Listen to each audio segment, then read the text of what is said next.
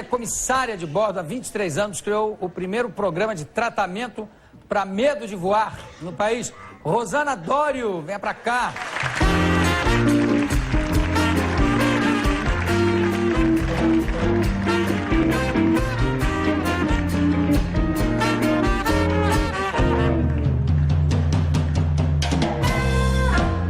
Rosana, você é psicóloga? Sou psicóloga.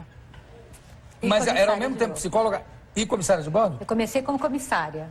E aí, de tanto ver coisas diferentes, né, eu procurei entender através da psicologia. Você era a comissária de que companhia era? Da Varig, ainda sou. Há 23 anos sou comissária das linhas internacionais. Trabalho como investigadora de acidente aeronáutico também, em terra.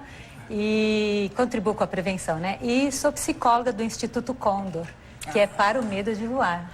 Você sabe que eu fico muito bem impressionado com o nível das comissárias de bordo hoje em dia, tanto da Varig, de todas as companhias. Outro dia mesmo eu viajei com uma moça, ela estava de extra, né? Na TAM, chamada Aline, uma moça preparadíssima, impressionante. E você, quer dizer, ao mesmo tempo que ainda é comissária, Sim. É psicóloga, quer dizer, se formou em psicologia e faz esse tratamento, vamos dizer assim, para medo de avião? Na verdade, foi o primeiro trabalho que nós... foi um trabalho pioneiro aqui no Brasil, Jô, porque durante os 23 anos, né, eu tinha me deparado com diversos passageiros que tinham medo de voar e, por incrível que pareça, alguns tripulantes também. Então, muitos foram os casos, né, de colegas... Tripulantes? Então, é um masoquista, né? Na verdade... Eu quero sofrer, você tripulante. Pronto. Não, é porque não começa assim. O medo, ele não passa pelo racional, né, João? Então, Não, o medo, claro. ele surge... Quantas pessoas, mesmo pacientes ou tripulantes, voavam normalmente e, de repente, há uma desadaptação por algum contexto de vida, alguma coisa que vai deflagrando aí esse medo e a pessoa, de repente, a gente fala, desadapta, né, ao voo. Você nunca teve medo de voar? Uma vez só, Jô. Depois de 11 de setembro, né, eu fiz um voo para o Japão. Então, a gente ia passar por Los Angeles e foi no início de outubro. Foi o meu primeiro voo depois de 11 de setembro. E realmente eu estava bastante preocupada, porque Los Angeles estava visado pelos terroristas.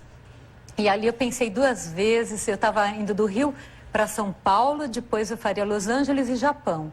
Mas aí não foi medo de voar, né? Foi medo medo de terrorista, né? De terrorista. Mas que o foco era o voo. Senti um pouco. Você sabe que eu fazia uma personagem, Mônica, que era uma comissária de bordo que tinha pavor de voar. Ah, é?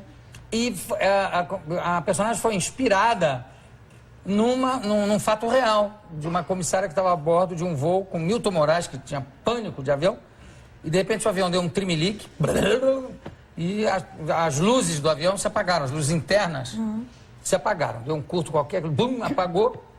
Aí a comissária correu lá pro comandante, aí saiu, tinha uma cortina, os aviões que ainda tinham uma cortininha para separar, né? Isso é antigo, né?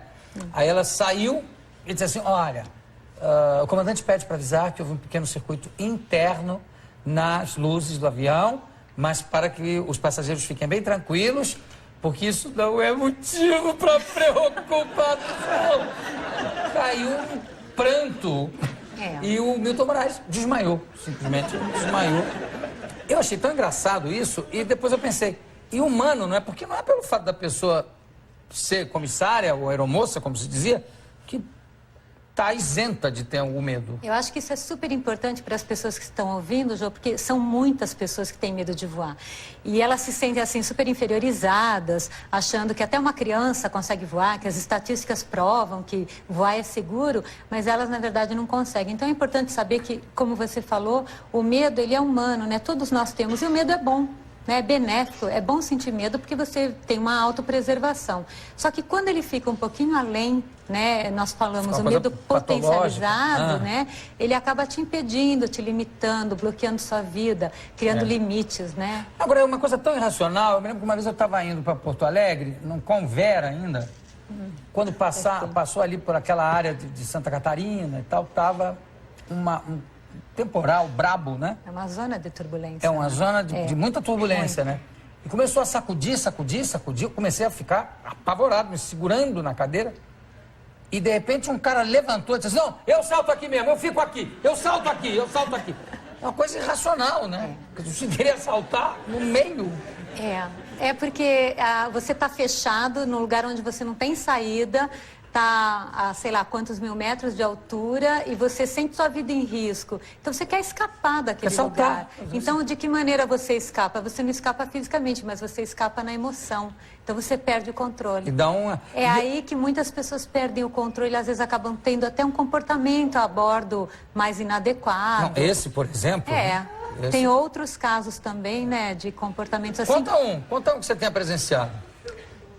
Olha, nos meus voos realmente não aconteceram, mas a gente sabe de casos de pessoas que até acabam não controlando as esfíncteres e outras questões mais. Não controlando as... Tem casos, sim, de pessoas que perdem um pouquinho o controle, né? Um pouquinho? Porque o medo... É medo, né? Já nunca te deu dor de barriga, assim, diante das câmeras? Só quando eu como flores. Mas olha, uma vez eu estava a bordo de um avião também, e também indo para Porto Alegre, e o comandante falou assim, estamos retornando a Guarulhos. Ele não explicou o que era. Claro que ficou todo mundo meio assim. A comissária vinha vindo pelo corredor, eu falei assim, é grave? Ela fez assim. Mas olha só, Jô. Aí quase que o esfíncter também... Aí eu fui perguntar pro comandante, ele falou, não é nada, é que o freio ADS está acusando aqui que não está funcionando direito, não sei se é a luzinha aqui ou se é o freio, estou voltando, que a pista é maior e está chovendo. Mas você podia ter explicado isso. Ele falou, mas eu não expliquei. Eu digo, não, você só disse, estamos voltando para Guarulhos. Sabe Deus por quê, né? E essa é a grande questão, o desconhecimento, né, da dinâmica do voo e do que está acontecendo, afinal de contas o piloto está lá trancado naquela porta. Eu já deixo o Bira parar de rir, porque ele fica... É porque ele é do tempo da aviação à vela. Agora, como é o tratamento? Como é que você faz? Olha, o tratamento, ele pega duas partes. Ele pega a parte terapêutica, que nós vamos estar olhando qual o nível de medo dessa pessoa. É um medo só por desconhecimento? Então, a área técnica, que é um piloto, um engenheiro de manutenção, uma fisioterapeuta e uma nutricionista vai acabar ajudando. Se não for só desconhecimento, então essa pessoa tem uma leve insegurança, né? Ela começa a se sentir insegura em situações de risco, porque a aviação é uma situação de risco, mas é uma situação baixa, dirigir um carro é muito mais arriscado. Você fala situação de risco, o pessoal já fica assustado. Não, uma situação usual, no tempo de avião aéreo, né? O Vinícius dizia assim, pelo amor de Deus, é mais pesado que o ar e o motor é a explosão, eu tenho medo, evidente. Mas é uma situação usual. Ela é 8 vezes menos arriscado que andar de bicicleta, Ju. Só 8? 8 vezes. Que bicicleta? Ué, bicicleta tem 2 rodas só. Bobeou, ela pá! Mas em termos de morrer? De morrer, de fatalidade. Então tá certo. 8 vezes. 8 vezes mais. Se fosse 10, eu ficava mais tranquilo. Mas nós estamos chegando nisso, na prevenção. Agora, como é que se diz? O tratamento, que a gente estava falando do tratamento. Você voa junto com a pessoa? Vou junto. Primeiro, então, nós vamos orientando a pessoa a tentar controlar o seu medo, essa ansiedade, porque o nível de ansiedade é muito alto. E, normalmente, ele se manifesta antes do voo. Então, a gente vai preparando a pessoa com ferramentas para ela minimizar esse medo e, em seguida, nós fazemos um voo. É um seminário que acontece sexta, sábado e domingo, e no domingo nós já voamos para o Rio de Janeiro numa ponte aérea. E você vai junto, vai falando? E aí? Eu vou junto. Até para experienciar, ver se o nosso trabalho teve resultado ou não. E normalmente a gente atinge 88% de resultado. Né? Não tem pessoas que têm medo durante um período? Você falou agora... vida, você diz, ou um período do voo? Não. Por exemplo, você anda de avião durante 10 anos, sem o menor problema, aí você começa a ficar com grilo. Eu já andei 10 anos... não sei o que, será que tem problema? Aí a pessoa durante 2 meses fica com medo, passou os 2 meses, passa o medo, tem isso? Acontece muito, pessoas que voavam assim há 10, 20 anos, e eu tenho um caso que está há 26 anos sem voar, sem entrar no avião, ele não chega perto nem de aeroporto, tem medo de chegar perto do aeroporto. Teve um caso de... Era piloto? Não. Não, esse é... Passageiro? Pessoa normal. Pessoa normal? É piloto? Não, pessoa normal. Aliás, vocês brincam muito com isso, né? A comissária que é casada, se o seu marido também voa? Não, ele é normal, na família só eu que voo. Mas o interessante, Jô, é que assim, nós fomos feitos para andar em terra, né? Então, durante séculos e séculos, os céus foram moradas de quem? De deuses, demônios, de bruxas, etc. Então, quem que podia ir para o céu? Só quem não tivesse pecado e morto.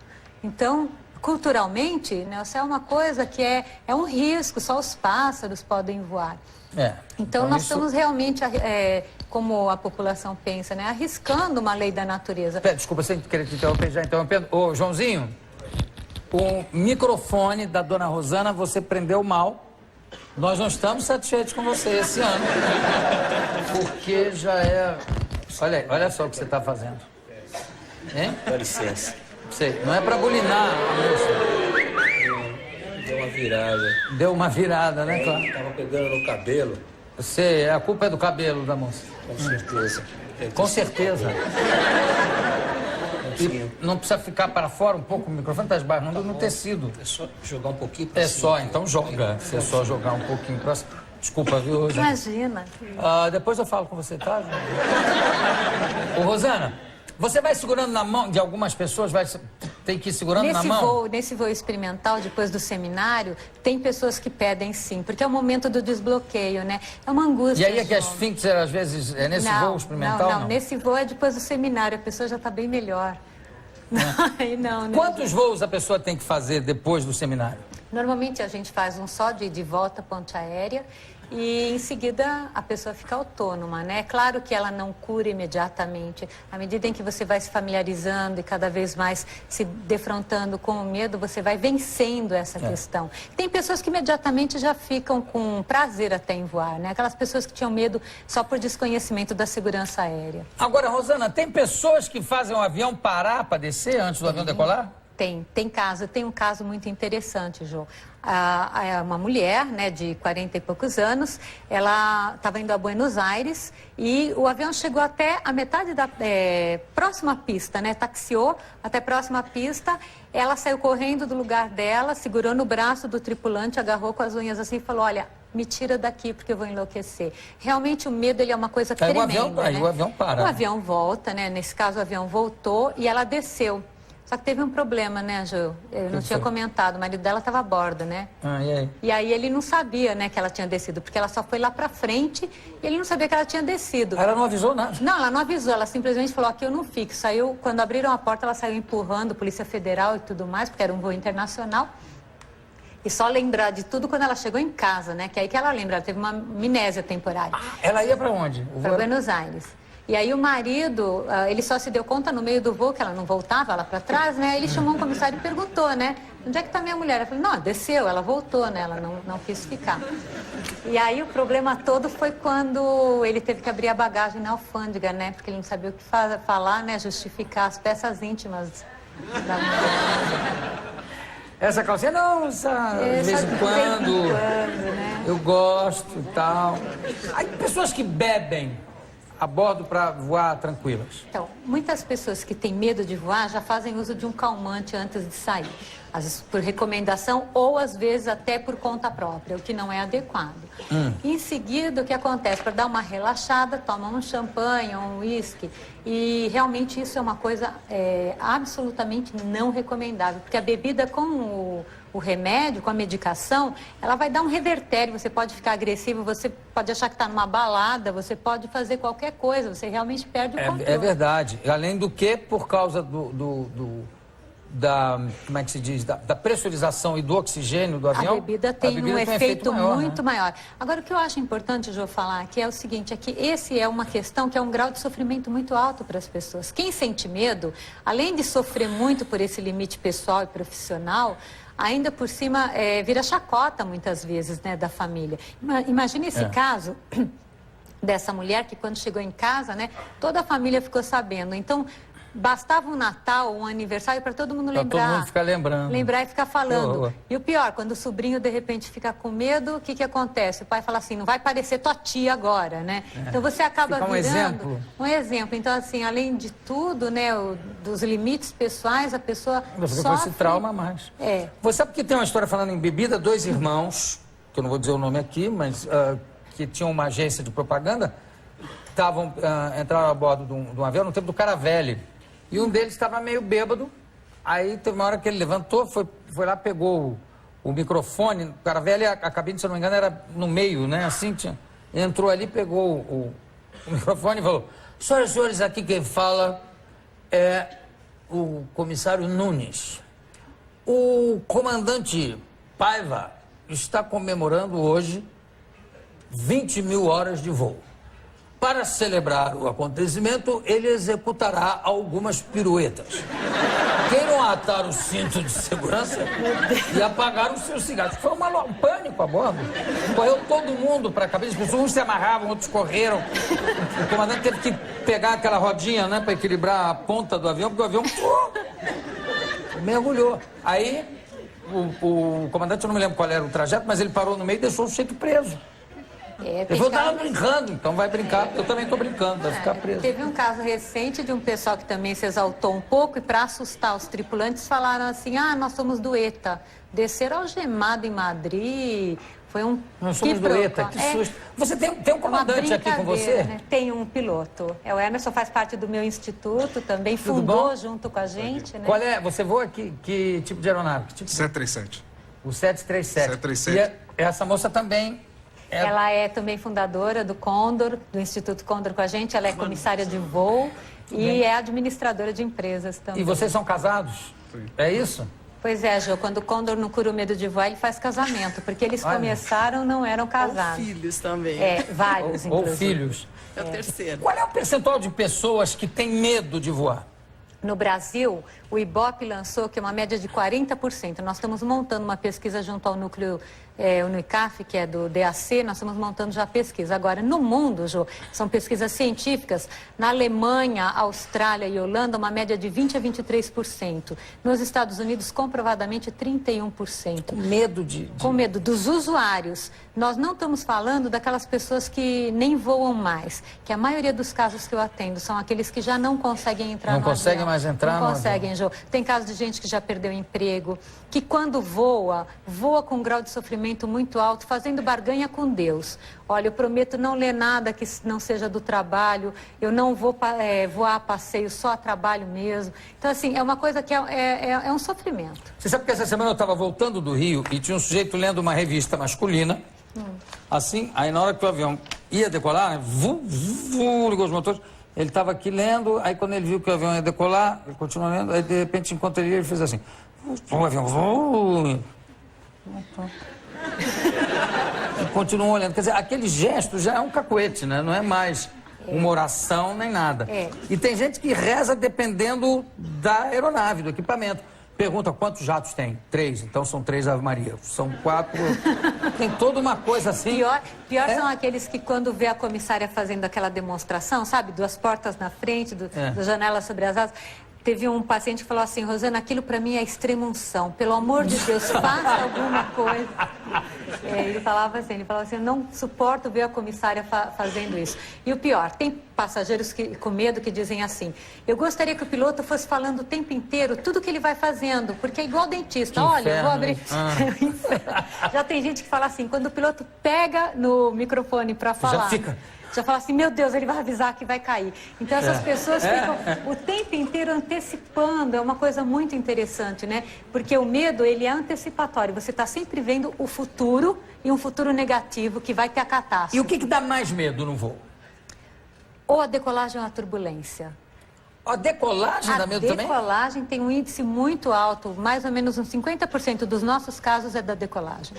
É mesmo? E a turbulência... Pensei que fosse a turbulência, porque a turbulência a pessoa...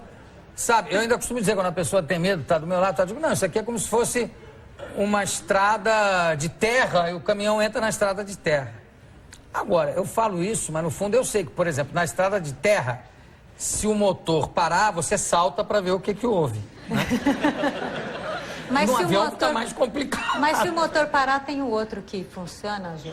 É verdade. E o avião, ele é um planador. Então, assim, o nosso trabalho também busca isso. Todas as dúvidas, todas as angústias, a gente vai o quê? Desmistificando, vai respondendo que o avião tem redundância em tudo, inclusive no piloto. Se um piloto passa mal, você tem o outro. Então, tudo é redundante no sistema. Então, não vai Agora, cair, só não é redundante o seguinte, o tamanho do banheiro, por que o banheiro de avião é aquela coisa mínima? Uma tristeza. Isso, o dia que inventarem o melhor, eu vou ser uma comissária feliz, né? Uma vez o comissário falou para mim assim, ô, seu Jô, gordo quando entra no avião, quando ele entra no banheiro, a gente já sabe o que ele vai fazer. Se for de frente é pipi, de costas é cocô. O que virar lá dentro não dá.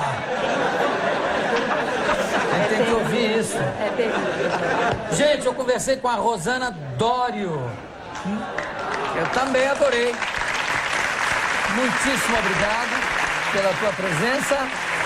Daqui a pouco a gente volta.